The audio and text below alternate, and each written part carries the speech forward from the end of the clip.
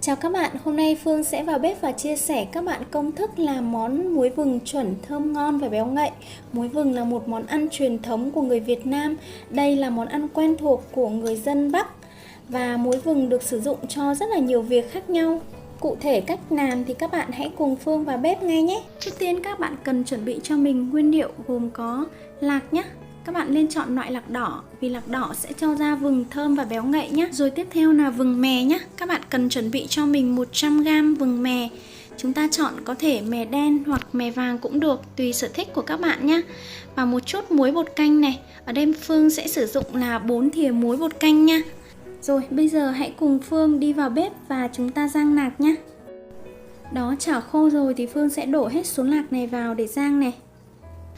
Rồi bây giờ các bạn đảo đều tay nhá. Các bạn nên để lửa vừa phải nhá. Chúng ta không để to quá để tránh trường hợp lạc bị cháy. Và lúc này thì cần phải đảo lạc liên tục. Rang lạc sẽ mất thời gian khá lâu, khoảng 20 phút cho một mẻ lạc.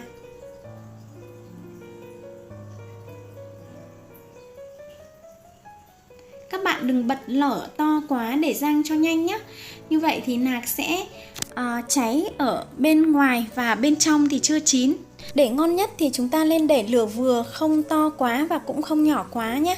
Và chúng ta liên tục đảo đều tay đến khi lạc đã bắt đầu lứt ra và chóc vỏ. Lạc đã chín rồi và bây giờ Phương sẽ để lạc nguội, sau đó thì chúng ta chóc vỏ. Bây giờ thì Phương sẽ bắc chảo tiếp theo để chúng ta rang mè nhé. Chảo nóng thì các bạn đổ mè đen vào rang này. Các bạn cũng rang như lạc nhé. Khi mà hạt mè đen lổ tanh tách và các bạn thấy mùi thơm của mè đen ấy, như vậy là mè đã chín nhé. Lạc và mè đen thì Phương đã rang xong rồi. Và hai nguyên liệu này bây giờ Phương sẽ để chờ đến khi nguội nhé. Các bạn lưu ý là phải để nguội hẳn nhé, thì chúng ta mới chóc được vỏ này. Và lúc đó thì chúng ta mới giã được lạc cũng như là mè đen nha. Còn nóng mà các bạn giã thì lạc sẽ bị ẩm và đổ mồ hôi nhá. Như vậy thì vừng sẽ không để được lâu đâu nha. Nên là các bạn lưu ý một điều này cho Phương nha.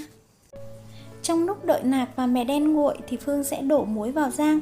Lưu ý một điều là khi rang muối các bạn chỉ cần chảo đang nóng thì các bạn cho muối vào và đảo nhanh tay nhé. Chúng ta chỉ đảo một chút thôi rồi chúng ta phải đổ ra luôn để tránh trường hợp muối sẽ bị ướt trở lại.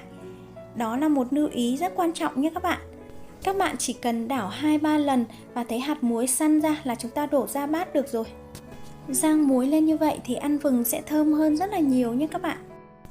Chuyển sang công đoạn giã và xay nguyên liệu thì bây giờ Phương sẽ cho lạc chia làm 3 mẻ và xay 3 lần nha các bạn.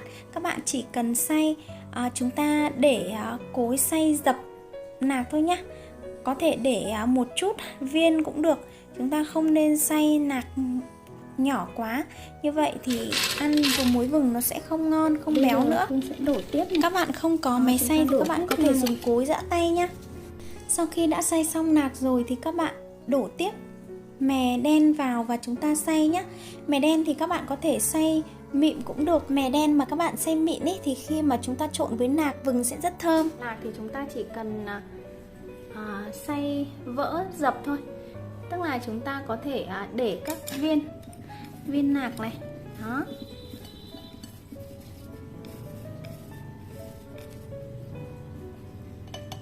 Để những cái viên còn như thế này nhá, để khi mà chúng ta ăn ấy, hoặc là chúng ta trộn salad, hoặc là chúng ta trộn với cả chúng ta sử dụng cái lọ vừng ấy, nó sẽ được nhiều cái chức năng hơn.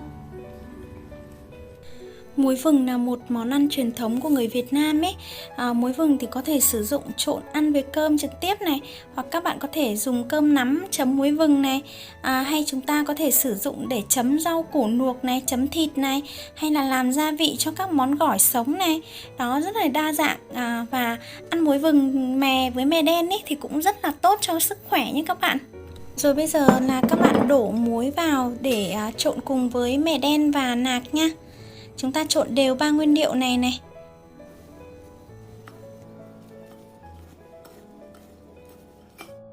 Đó, như vậy là Phương đã vừa chia sẻ xong các bạn cách làm món muối vừng với mè đen. Đây là một món ăn rất là tiện và có thể sử dụng rất là nhiều việc cho gia đình. Bây giờ thì Phương sẽ chia sẻ thêm các bạn cách chúng ta có thể lắm cơm nắm làm sao cho ngon nhá, để ăn cùng muối vừng. Cơm nắm muối vừng thì các bạn có thể sử dụng cho những ngày ăn chay của gia đình, hoặc các bạn có thể sử dụng cho bữa ăn sáng, cũng rất là tiện nha. Bây giờ Phương sẽ chia sẻ các bạn cách nắm cơm làm sao để cho ngon và dẻo. Đây chính là số cơm còn lại cuối bữa của gia đình, và cơm các bạn lên để nguội rồi chúng ta hãy nắm nhé. Các bạn nên cho một chút gạo nếp vào để khi mà các bạn nắm được những nắm cơm ấy, nó sẽ mềm và rất là dẻo nha. Phương sẽ xúc hết số cơm này ra bát để cho vào vải bông lắn cơm cho dễ này. Bây giờ các bạn cần chuẩn bị cho Phương một cái khăn xô bằng vải bông này.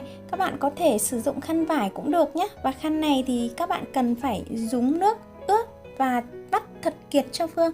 Xong sau đó thì các bạn đổ hết cái số cơm trong bát vào vải để chúng ta nắm cho nó dễ và không bị dính ấy.